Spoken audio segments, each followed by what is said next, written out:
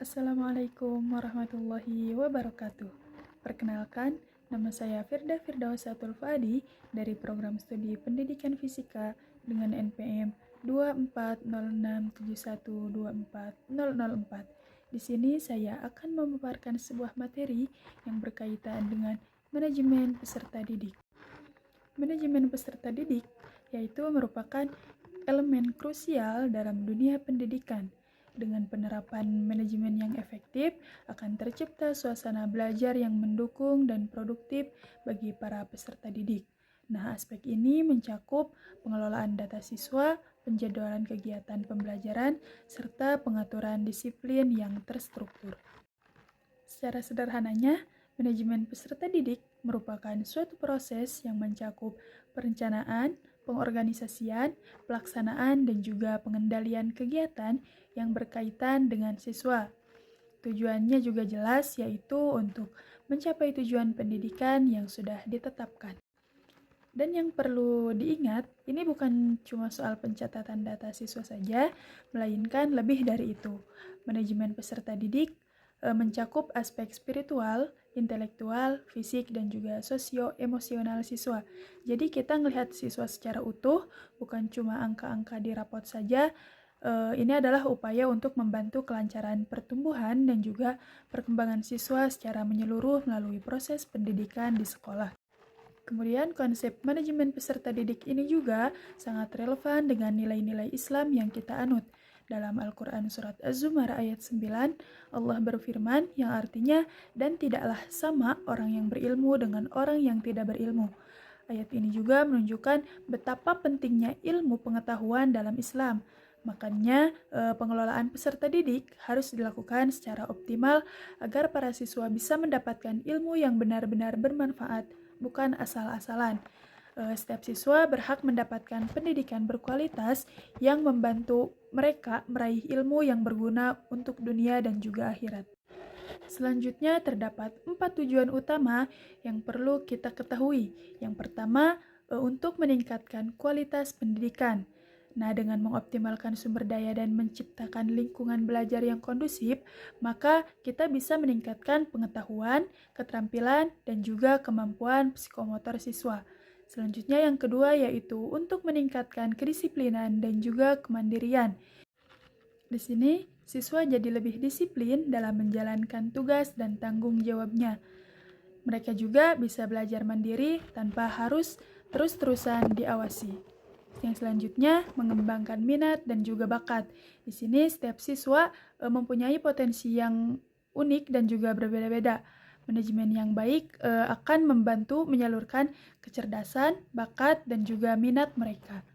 Yang terakhir yaitu untuk menyalurkan aspirasi siswa. Nah, kita perlu mendengarkan harapan dan juga memenuhi kebutuhan siswa agar mereka merasa dihargai dan juga termotivasi untuk berkembang. Dalam menjalankan manajemen peserta didik, terdapat beberapa prinsip penting yang harus kita pegang teguh. Yang pertama yaitu setiap program harus mengacu pada peraturan yang berlaku. Kita nggak bisa sembarangan bikin aturan sendiri, melainkan semua harus sesuai dengan kebijakan pendidikan yang ada. Kemudian, pengelolaan peserta didik, yaitu bagian dari manajemen sekolah secara keseluruhan.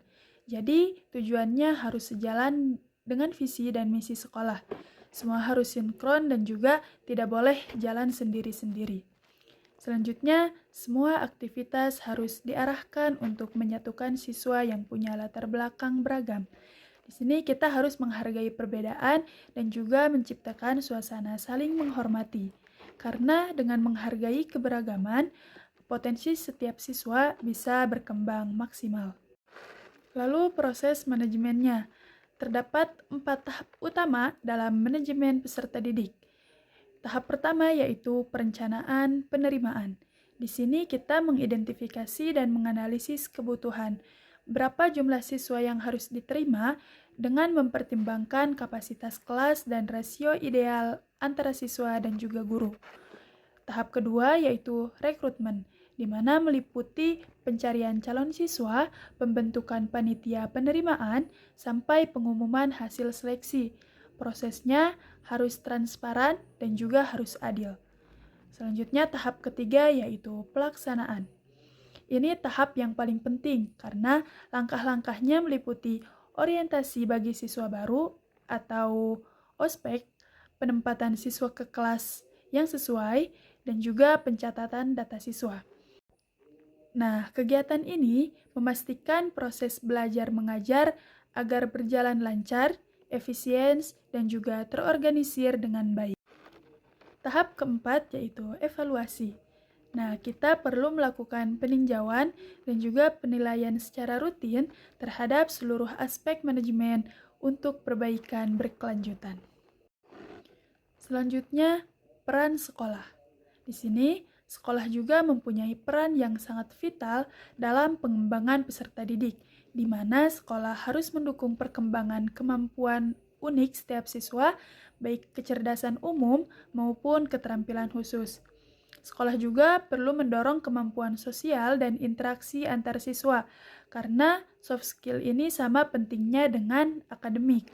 Selain itu, sekolah harus memfasilitasi siswa untuk mengungkapkan dan mencapai aspirasi mereka, memperhatikan kebutuhan dan juga kesejahteraan siswa secara keseluruhan juga tidak boleh dilupakan. Dan yang terakhirnya yaitu mengelola semua fungsi terkait siswa untuk memastikan dukungan dan juga pengembangan yang efektif. Selanjutnya, kita fokus ke level yang lebih mikro, yaitu pengelolaan kelas. Di sini terdapat 3 hal penting yang harus dilaksanakan. Yang pertama yaitu strategi pengajaran, di mana guru perlu menerapkan strategi yang efektif agar siswa bisa memahami materi dengan baik, bisa memakai metode diskusi kelompok, presentasi, atau sesi tanya jawab yang interaktif. Kemudian yang kedua, disiplin kelas. Nah, ini sangat krusial untuk menciptakan suasana belajar yang kondusif, karena guru harus menetapkan aturan yang jelas dan juga konsekuensi yang tepat kalau aturan dilanggar. Kemudian yang ketiga yaitu kerjasama kelas, di mana harus mendorong kerjasama antar siswa bisa meningkatkan motivasi dan keterlibatan mereka. Guru juga bisa memfasilitasi kerja tim melalui tugas kelompok atau kegiatan kelas yang melibatkan semua siswa.